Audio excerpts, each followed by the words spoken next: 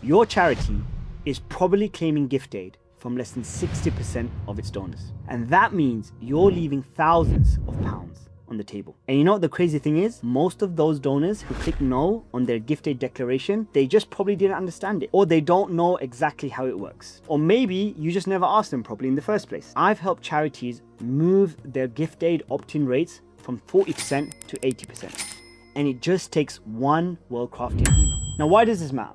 This matters because every time a UK taxpayer donates, the UK government gives you an extra 25%, and it doesn't cost the donor any extra pennies. So that means £100 becomes £125, and £10,000 becomes £12,500. So you're literally getting one free donor for every 4 who say yes to gift aid. But here's the problem. Most donors, they skip the gift aid opt-in, and most of you charities who are doing some effort in terms of re-opting them in, just make it sound like paperwork.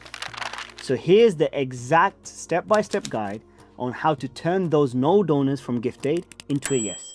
And all you need is one smart email follow-up. Step 1, collate all your non-gift aid donors. Take all of that data, export your donor list, and filter for gift aid equals no. What you'll have here is a list of donors who simply said no to gift aid or they left it blank. These are your most lowest hanging fruit. These people have already donated, so that's the hardest part done. Step 2, send them a you forgot something email. And here's the template. The template is going to clearly say 3 things. Thank you for donating. We love you and we appreciate you.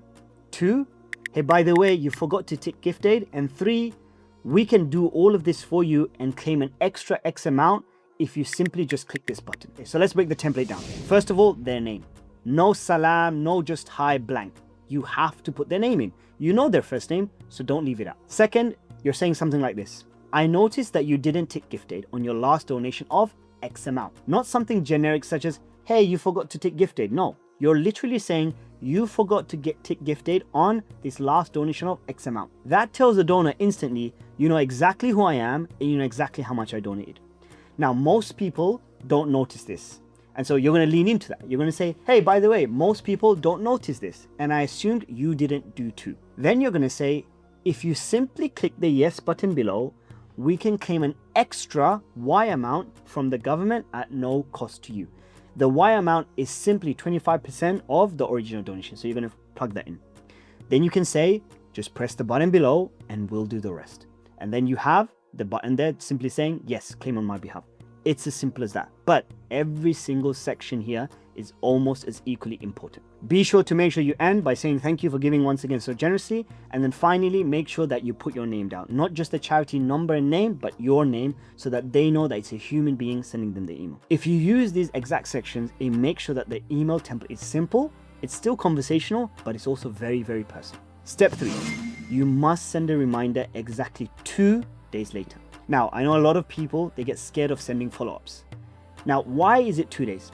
Simply because if you send it on day 1 after the donation, it probably feels like too much of a push. But if you send it on day 2, it kind of feels like a helpful correction. So you need to ensure that the email that you send is the same message, the same call to action. There's no change in the template. It's just sent 2 days later as a reminder. So in this email, your subject just could be just checking in again. Should we claim gift aid on your donation? You're kind of pushing them to make a decision. We'll also include this template in the guide if you comment gift aid. In my experience, this simple 2 email sequence usually ends up recovering about 30% of gift aid donors, converting them from a no to a yes. Converting gift aid donors from a simple no to a yes is probably the easiest money your charity will ever raise. But you must skip the tax talk. You should write like a person, and you must send this email immediately after they've already felt good about giving. Now, if you do want this exact gift aid recovery template, just comment the words gift aid and we'll send them over to you. Until next time, keep building better charities.